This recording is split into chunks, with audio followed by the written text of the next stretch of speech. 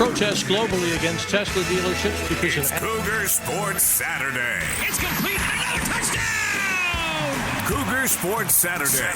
A presentation of KSL Sports. Left wing for three. He got it again! BYU Sports Talk by Cougar fans for Cougar fans. Here are your hosts, Mitch Harper and Matt Baiamonte.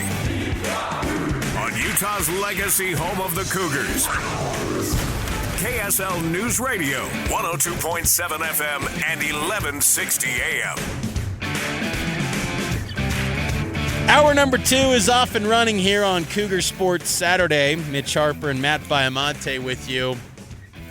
Not going to lie, it's hard to watch March Madness now when the team gets bounced out. But yes, I am enjoying the women's basketball tournament, TCU. They're playing Notre Dame right now. Did you take any comfort in Kentucky's double-digit loss? I didn't take comfort in that. Look, what I Come find... on. You know that most BYU fans did. Absolutely, they did. Nate, did you take comfort in that? Okay, he did. What I find most amusing, though, is Arkansas Sweet 16, BYU Sweet 16, Kentucky Sweet 16. So the banter continues. Which team got the upper hand? Everyone ended with the same, landing spot, Sweet 16. So no one can officially say. Of those three, who do you think got the upper hand heading into next year? I'd say, I'm covering it firsthand. I'd say BYU because I feel like Kevin Young is becoming a trendsetter. Yep. Where you're seeing hires in college basketball, Florida State, Utah, where they're taking on the NBA approach. It was interesting. This is a side note. In Newark, Arizona was there. Tommy Lloyd on the Wednesday before the Sweet 16 round. So media talks to the coaches and players the day before the games. Tommy Lloyd said in his press conference when asked about NIL and rev share, he said, we're always going to treat our guys like college athletes still. We're not going to run this like the pros. I'm paraphrasing, but it was almost like he referenced that running things like the NBA, this is still college. These are still young people mentally, and they're not NBA guys yet. Yes, the money's increased. Again, I'm paraphrasing, but I thought it was interesting when he said that because BYU's leaning in to the NBA approach, and I think a lot of colleges are very intrigued by what KY and BYU is doing.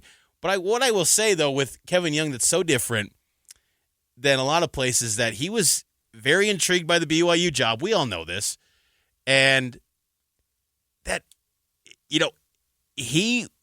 I think is just really excited about the potential of taking BYU to heights they've never before reached. And I think that's just exciting is that he's shown to Cougar fans that in year one, he's given that hope that with a team, and I feel like the talent level is only going to continue to improve.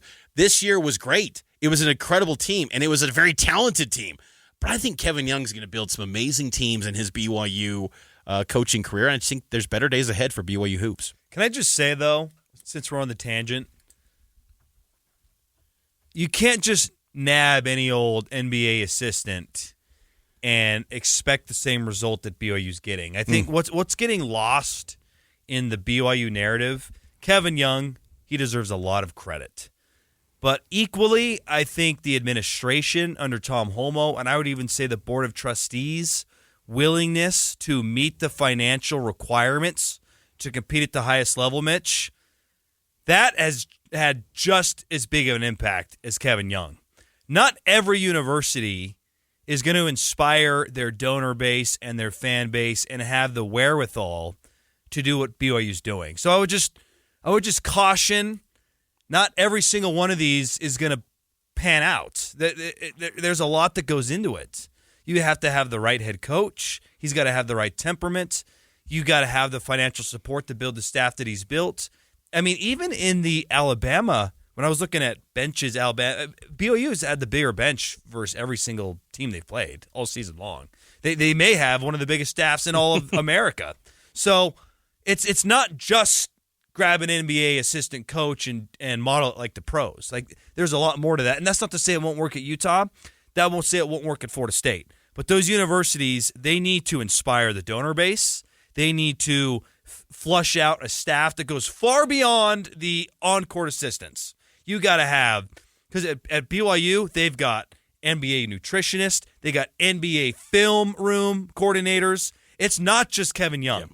And so it is setting a trend. I just wonder, maybe Tommy Lloyd's right. Maybe in some cases you have to buck the trend and do something different. I think there's room for all of it, but not everyone is going to succeed that tries to follow the pro model. I agree. And I think what's exciting for BYU basketball heading into portal season and roster construction season, and I think that's why Cougar fans should be really excited about this upcoming offseason. One, Kevin Young's going to have the full offseason to focus on BYU. He's not juggling an NBA job. He doesn't have to juggle hirings, assuming he retains his staff. Maybe he's going to have to hire someone. It's plausible. Hold on, time out, though. On that note, Brandon Dunson made a surprise return to the socials. Yeah, he's been... Is he back? He's occasionally been posting on socials throughout the recent weeks. No official word on him. It's just he made it sound like he was coming back. It's been a classified family deal. So, but yeah, that would be great to have Brandon Dunson back because he was incredibly close to the recruitment on AJ DeBanza. Right. He was the guy. And he got Elijah Crawford. Yes. But you think about this with BYU basketball. You go to an offseason, NIL money, check. You got people at ESPN, Metcalf, who interviewed that booster, said, you're not going to outbid us. He's then saying they got the biggest NIL war chest. Again, that's all speculation. But you know what? Hey, BYU's competitive. Kevin Young said that on the record. They're competitive. So they got that. Player development, check with Kevin Young, with Richie Saunders. Absolutely. Program with NBA connection, you laid that out. They're in a big-time league, power conference. Big 12's got 2 teams in the Elite Eight. Huge fan base. Successful coach in college now. Kevin Young can now say to guys, I'm winning already here at the college level. We got to the Sweet 16 at a program that had not done that in 14 years. He was signing players in the summer. So they've got the whole package to offer now. Yes. What's holding them back? And that's why I feel very excited about the future of BYU hoops and what they can do from a personnel standpoint in building out next season's roster and the years to come. And they're going to be competitive every single year because of all those things I laid out. To have success in year one, that's huge because Kevin Young now can hop on the Zoom call, can talk to an agent, and just be like, this is what we're doing.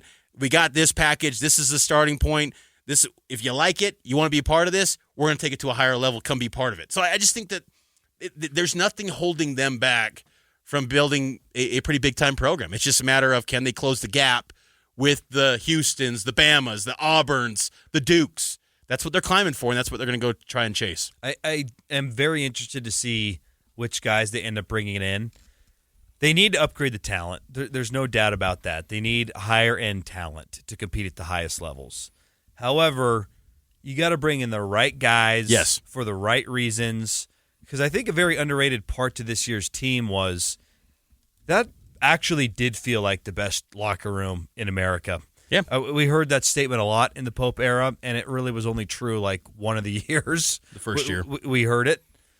That's an important piece. I think you have to have that. You look at that Alabama team, and this is why, look, I want to go into the portal. I want to bring in some talent. But I want to retain as much of this roster as possible because you look at that Alabama team, they added – for sure, from the portal, but there was a lot of carryover from the previous year. Mark Sears, Grant Nelson, and others. So it's a fine line. It's a fine line between continuity, chemistry, and talent. And it's going to be interesting to see how Kevin Young navigates that. Well, let's look at that roster potentially next year.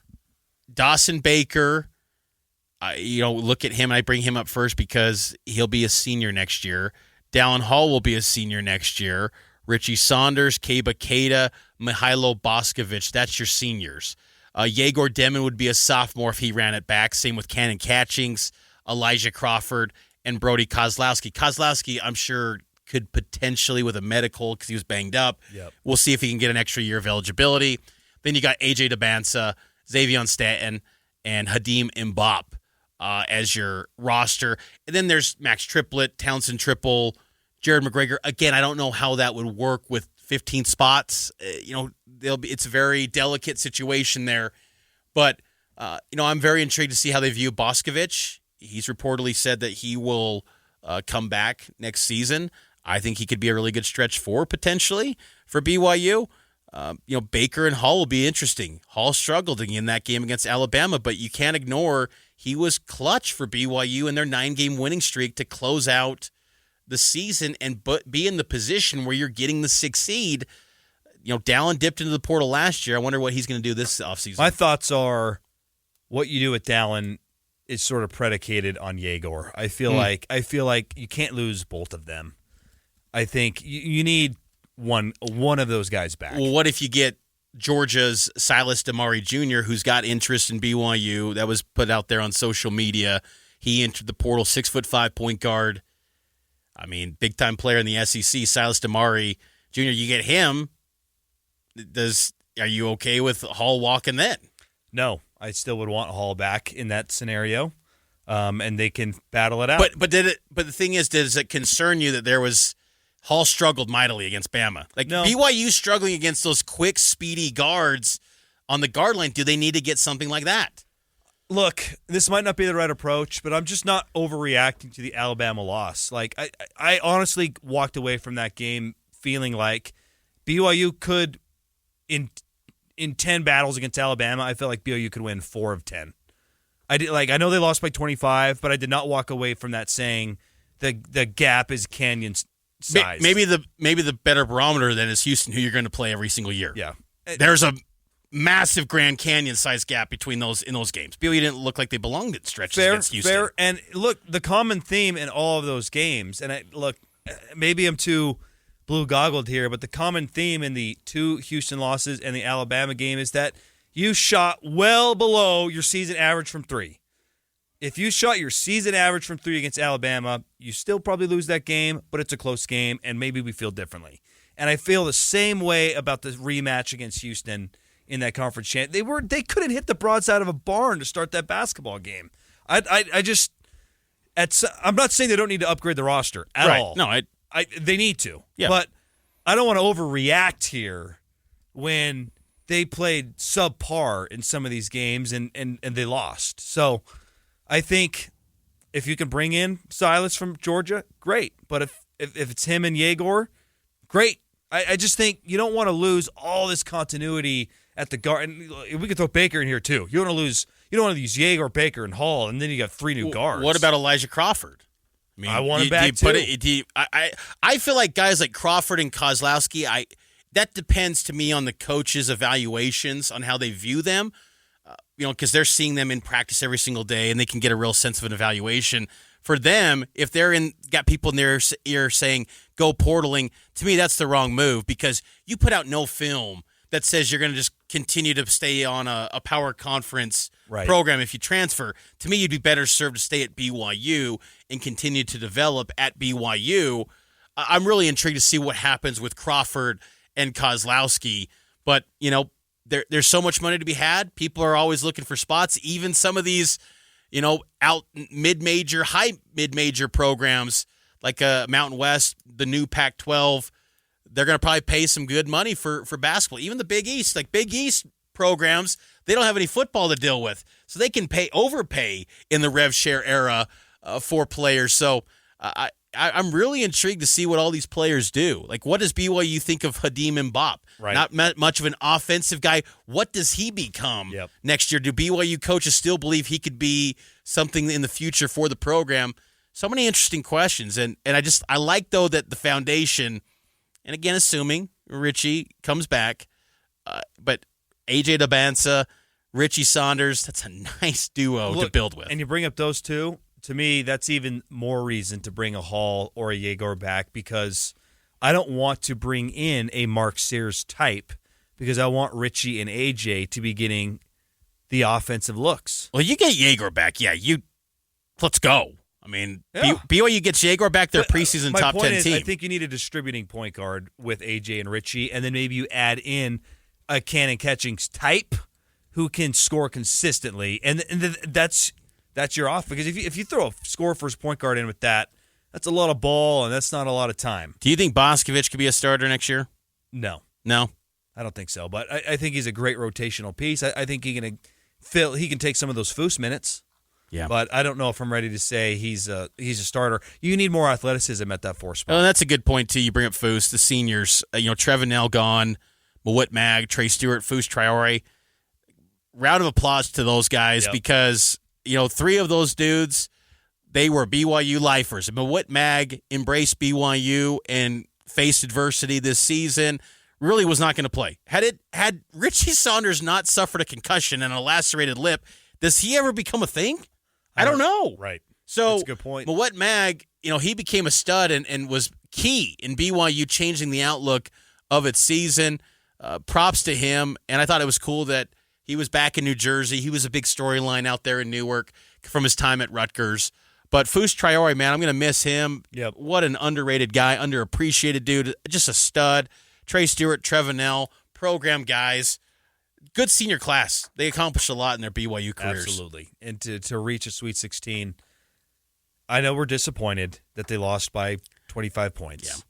But that's only the third Sweet 16 in the history of BYU basketball. You really come away from this season. I know that's what's unfortunate about college basketball. Everyone pretty much ends with a loss. Yep. So you never have the feel-goods going into the offseason unless you're the one that cuts down the nets. But you just kind of take a step back after a few days and you go, that was an awesome season. Yep. With some incredible highs and moments and opportunities and games where you just go, you've never seen that as a BYU basketball fan. No. So that was a memorable season, and those 4 seniors played a big role in BYU accomplishing some great things this year. Let's take a break. We'll continue wrapping up this BYU basketball season, a memorable one, right after this.